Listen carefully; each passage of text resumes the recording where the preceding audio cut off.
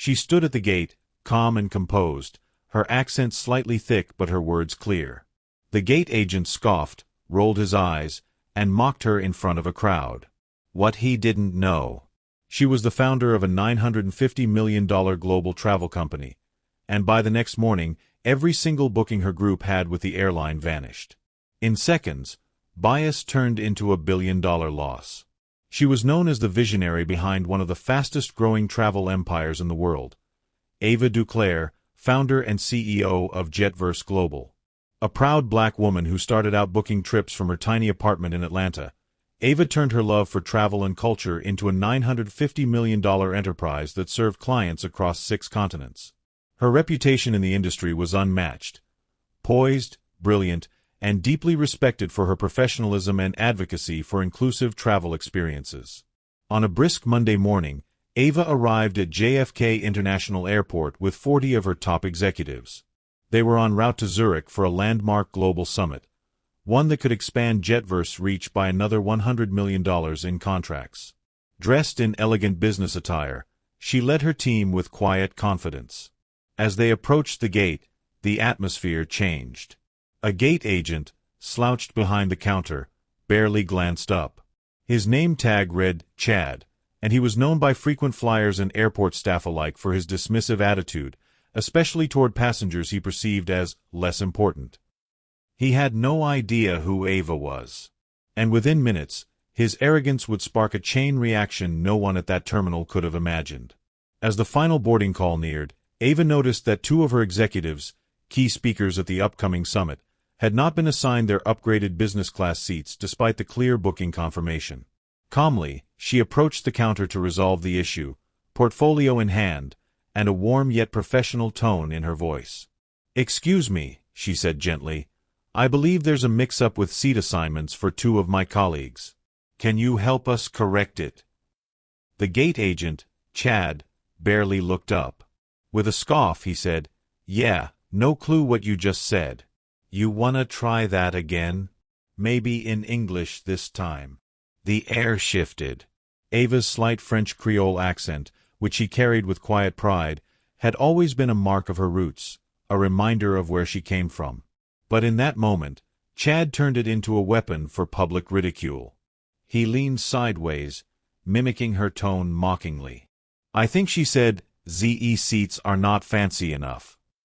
His voice grew louder as he chuckled to himself, drawing the attention of nearby passengers. People turned. Phones subtly came out. Her team, still gathering at the gate, froze in shock. No one moved. "I'm sorry, but I didn't catch your badge number," Ava said, still composed. Her voice was firmer now, but not raised. "Oh, now she's getting spicy," Chad laughed, nudging his coworker. "Gotta love when they pretend they're important." Ava stood tall, the humiliation washing over her like ice water, but she refused to flinch. Around her, whispers began. Her VP of Strategy, Olivia, stepped forward, but Ava raised a gentle hand, stopping her. She simply said, "Thank you for your time," and walked back to her team, dignity intact. As she turned, Chad shook his head and muttered under his breath, probably late for a group tour or something. He had no idea he had just insulted the founder of Jetverse Global, one of the airline's largest clients and a woman whose next decision would wipe millions off their corporate books by morning. 3. Initial reactions, 300 words. As Ava returned to the seating area, her expression remained composed, but inside, a storm was brewing. The sting of public humiliation, especially when rooted in something so personal as her accent, cut deep. It wasn't the first time she'd been underestimated, but it had been years since anyone had dared do it so openly, so boldly, with such smug disrespect. She breathed in slowly, steadying herself. Anger would have been justified. A confrontation would have been easy. But Ava Duclair didn't make billion-dollar decisions with emotion. She made them with impact. Her team swarmed around her. Olivia, her sharp-witted VP, looked furious. "Ava, you want me to handle this?" "Because I will. Right now." Others were speechless. Jordan from marketing stood frozen, eyes darting between Ava and the counter. One junior executive muttered, "He has no idea who you are." "None." Ava raised a hand to silence them. "Not here," she said quietly, her voice low but firm. "We don't stoop. We don't shout. We remember. And we act where it matters." There was a pause. Then slow nods. She pulled out her phone, opened the Notes app, and typed just 2 words, "Immediate review." No one needed to ask what she meant. Ava wasn't going to make a scene at Gate 37B. She wasn't going to argue with a man determined to belittle her. But the wheels were already turning behind her eyes, and soon the cost of that arrogance would be more than just embarrassing. It would be historic. Back in the airport lounge, shielded from public view, Ava Duclair set her leather briefcase gently on the table and took a seat. Her team followed, a quiet buzz of tension in the air. Olivia closed the glass door behind them, ensuring privacy. Ava's expression was unreadable as she pulled out her laptop. "Connect me with legal and ops. Now." Within minutes, 3 screens lit up. Her chief legal counsel, Thomas, the head of global partnerships, Mia, and CFO Darren. Ava leaned forward. "There was an incident," she began, voice controlled. "A gate agent representing Altura Airlines humiliated me in front of 40 of our executives. Publicly. Loudly. On record." Mia straightened. "Tell me it wasn't Gate 37B. We've had complaints from that location before." "It was. And I want to review every contract we have with Altura, flight volumes, clauses, PR escape valves, and transition plans." Thomas spoke up, "We have multi-year agreements in place across 5 regions. But none are binding in a way that prevents a redirection of volume if we choose to reallocate bookings." Darren added, "Ava, to put it in numbers, our company accounted for $948.6 million in air bookings last fiscal year. Altura Airlines handles roughly 40% of that." A heavy silence fell over the virtual call. Ava broke it. "I don't want a press statement yet. I don't want drama. I want a clean, immediate drawdown. Reassign all future flights to partner carriers. Delta, Singapore Air, Emirates. Make sure the contracts reflect preferential treatment clauses." Olivia nodded. "Should we inform Altura first?" "No," Ava said firmly.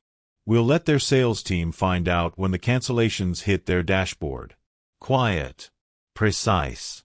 Professional. Thomas smiled slightly. "The most devastating kind." Ava closed her laptop. "This isn't about ego. It's about standards. No employee of mine, least of all me, will be made to feel small for how we speak, where we're from, or the color of our skin. We don't tolerate that from anyone, especially not our vendors." The team nodded in agreement. A storm was gathering behind those closed doors, one that would soon sweep through the travel industry with unexpected force. And by the time Altura Airlines realized who they had disrespected, their loss would already be sealed in black and white, measured not in words, but in $950 million in vanished business. By sunrise the next day, Ava Duclair's quiet storm had turned into a Category 5 business reckoning. In the early morning hours, the travel group's operations team executed her instructions with military precision. Booking software was updated. Email notifications flooded Altura Airlines sales and corporate accounts. Automated cancellation requests for tens of thousands of future flight segments, spanning over 32 countries, hit their servers in waves. At 6:13 a.m., the first Altura executive noticed. By 7 o'clock, their headquarters in New York was in full panic mode. Ava's phone buzzed with missed calls, voicemails, and emails marked urgent. Altura's VP of Strategic Partnerships sent a desperate message. "We believe there's been some misunderstanding. Please give us a chance to speak." There was no misunderstanding. Ava's silence was her statement, for now. By 10 a.m., Altura's senior executives were on a video call, faces pale. The losses projected in just the first week crossed $17 million. Within a month, it would approach 9 figures. Their board demanded answers. Meanwhile, across the internet, the firestorm was only growing. A junior marketing analyst at Ava's company had posted a brief thread on X, formerly Twitter, saying, "When you mock someone's accent, you mock their story." Our CEO faced that, and quietly pulled $950 million in business overnight. #respect all accents #she owns the skies. The tweet exploded. Within hours, it hit 1 million views. Influencers, celebrities, and business leaders chimed in. Travel blogs picked up the story. LinkedIn lit up with applause for Ava's leadership and quiet strength. The hashtags trended globally. People shared personal experiences of being ridiculed for their voices, dialects, and names. The movement struck a nerve. "She turned her pain into policy," one comment read. Altura scrambled to contain the damage.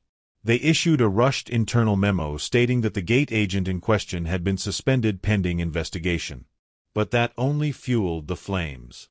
Former employees came forward, sharing screenshots of similar complaints and a pattern of unchecked bias among certain ground staff. The airline's culture was suddenly under the microscope. By 3 p.m., Altura released a public apology on all platforms. "We deeply regret the unacceptable behavior displayed by our employee and the hurt it caused. We are taking immediate disciplinary action and reaffirm our commitment to treating all passengers with dignity and respect." But the apology came too late and fell flat. Within 48 hours, the gate agent was officially terminated. Altura executives finally reached Ava's assistant, Olivia, to request an emergency sit-down meeting. The response was brief. "Ms. Duclair appreciates your concern. At this time, she has no availability to revisit the terminated partnership." Behind the scenes, competitors pounced. Delta Airlines sent a personal letter from their CEO, praising Ava's grace under pressure and offering premium corporate terms to win her business. Emirates offered luxury upgrades for her executive team and matching pricing structures. Singapore Airlines proposed co-branded travel initiatives and DEI collaboration at the C-suite level. Ava didn't rush to choose. She let the offers come, while her silence reminded the industry exactly who held the power. Media outlets began calling her the quiet hurricane. A black woman CEO who said nothing to the cameras, filed no lawsuit, and raised no voice, yet shifted nearly $1 billion with one decision rooted in dignity. At a private dinner that week, a young woman from Ava's team approached her. "Ms. Duclair," she said softly, "I've always been embarrassed of my Nigerian accent. But after what you did, I'm never apologizing for my voice again." Ava smiled. "Never do. Your accent is your lineage, not your liability." By week's end, the story had been featured on major networks, global business shows, and travel magazines. Schools of business started discussing the case study. Diversity experts praised the move as a textbook example of leveraging silent strength over outrage. But for Ava, it was never about headlines. It was about a message, loud and clear: respect isn't optional. And in a world where power is often misused, the most powerful response is one that speaks with action, not noise. By the time Altura Airlines tried to recover, the skies had shifted. Ava Duclair wasn't just a CEO anymore. She had become a symbol of grace, of leadership, of knowing when to speak and when to walk away, taking $950 million with her. 3 days after the incident, Ava Duclair broke her silence. It wasn't through a press conference or an emotionally charged video. It was through a written statement, precise, eloquent, and impossible to ignore. Posted across her company's social media accounts and featured prominently on their website, the letter was titled simply, "To everyone who's ever been mocked for how they speak. When I was a young girl in Baton Rouge, people told me my accent would hold me back. That I should soften my tone, round out my vowels, erase the South from my sentences if I wanted to be taken seriously. But my voice carried my heritage. My grandmother's prayers. My mother's lessons. My community's rhythm. This week, I was mocked in front of my team, not for what I said, but how I said it. It wasn't just about me. It was about every traveler who's been dismissed, every worker who's been talked down to, every accent that's been ridiculed instead of respected. My decision to walk away from a $950 million partnership wasn't made in anger. It was made in clarity. I will not empower disrespect. Travel is global. Respect should be, too. The letter went viral within hours. Corporate leaders reposted it with admiration. Civil rights organizations called it a blueprint for dignity in leadership. Influencers across industries, from tech to fashion, highlighted it as one of the most composed but commanding statements they'd ever read. But Ava didn't stop there. That week, she appeared as a guest on several major platforms: CBS Mornings, The Daily Show, Pod Save the People, and the Harvard Business Review podcast. In each interview, her message was consistent. I don't believe in cancel culture, she said. But I do believe in accountability culture. On CBS, host Gayle King asked her what went through her mind the moment the gate agent mocked her. I thought about every intern I've mentored who was afraid to speak up. I thought about my niece, who once cried because someone told her she sounded poor. I thought, if I stay silent, I'm co-signing this behavior for every person who's ever been made to feel small. Audiences were captivated by her calm conviction. She didn't raise her voice. She didn't insult anyone. But she made it clear she was done with performative diversity. She was here for real change. Soon after, major CEOs, from Fortune 100 companies to global startups, issued their own statements. Several cited Ava as an inspiration to reevaluate their customer service training, cultural sensitivity programs, and internal accountability structures. Even airline competitors released updated policy documents, with one executive from Singapore Airlines stating, "We stand with Ava Duclair, not because she represents a business loss to someone else, but because she represents the future of leadership, principled, people-first, and powerful without needing to shout." Meanwhile, emails and DMs flooded Ava's company inboxes from customers and small business owners. You spoke for all of us. Thank you for defending what so many endure silently. You've made me proud to be who I am, accent and all. Ava's travel group began receiving more bookings than ever before, this time from customers who said they wanted to support a company that stood for something real. What started as a moment of personal humiliation had become a global masterclass in leadership.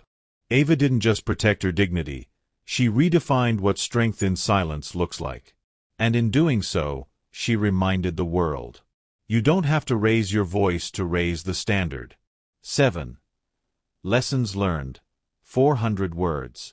Ava Duclair's story became more than a viral moment. It became a case study in quiet strength and the lasting impact of underestimation. In an age where shouting often gets the spotlight, Ava reminded the world that calm, principled action can be even more powerful. She didn't argue. She didn't threaten. She simply walked away, with $950 million in business behind her. Her silence at the counter echoed louder than any confrontation. But it wasn't passive. It was poised, deliberate, unshakable. This moment exposed an uncomfortable truth. Many companies still fail to prepare frontline staff to engage with people from diverse cultural, racial, and linguistic backgrounds. One poorly trained gate agent, armed with arrogance instead of empathy, cost a global airline its biggest client. Cultural sensitivity can no longer be an optional module in corporate training. It's a strategic necessity. Companies that operate in global markets must build inclusive service cultures where accents are embraced, not mocked, and every customer feels seen, heard, and respected. The incident also revealed how often successful individuals, especially women of color, are underestimated based on superficial cues. Ava's accent, rooted in Southern black culture and community, was used against her in a moment of ignorance. But that same accent came from the same voice that built a global empire. The agent didn't just mock her, He mocked the very diversity the travel industry depends on. And in doing so, he learned a hard truth. You never know who you're talking to. For professionals, this story is a wake-up call. Treat everyone with respect, regardless of appearance or speech. Every person you meet carries a story, a purpose, a potential. For companies, it's a lesson in how one moment of disrespect can dismantle years of relationship building. And for individuals who've ever been dismissed or belittled, it's a reminder. You don't have to fight fire with fire. Sometimes, walking away with your dignity intact is the loudest answer you can give. Ava Duclair taught us all something that day. True power doesn't perform. It stands tall, speaks clearly, and never begs to be acknowledged. One moment of arrogance. One flash of mockery. That's all it took for a $950 million business relationship to vanish overnight. Ava Duclair walked into that airport as a CEO, a leader, and a woman of dignity. She was met not with professionalism, but with prejudice, ridiculed for her accent, dismissed without consideration. What the agent didn't know was that the woman he mocked didn't just buy tickets, she moved markets. And when she walked away, she took nearly $1 billion in business with her. But Ava didn't walk away bitter. She walked away better, and set a powerful example for every one of us. This story is a reminder. We must treat everyone, with respect, regardless of their background, how they look, or how they speak. Because you never know the story behind the person in front of you. So here's your call to action. If you ever see someone being mocked or judged, don't stay silent. Speak up. Be the voice of respect when others choose ignorance. And we want to hear from you. Have you ever been judged because of your accent or appearance? Share your story in the comments. Your voice matters, and your experience could inspire someone else to stand tall, just like Ava.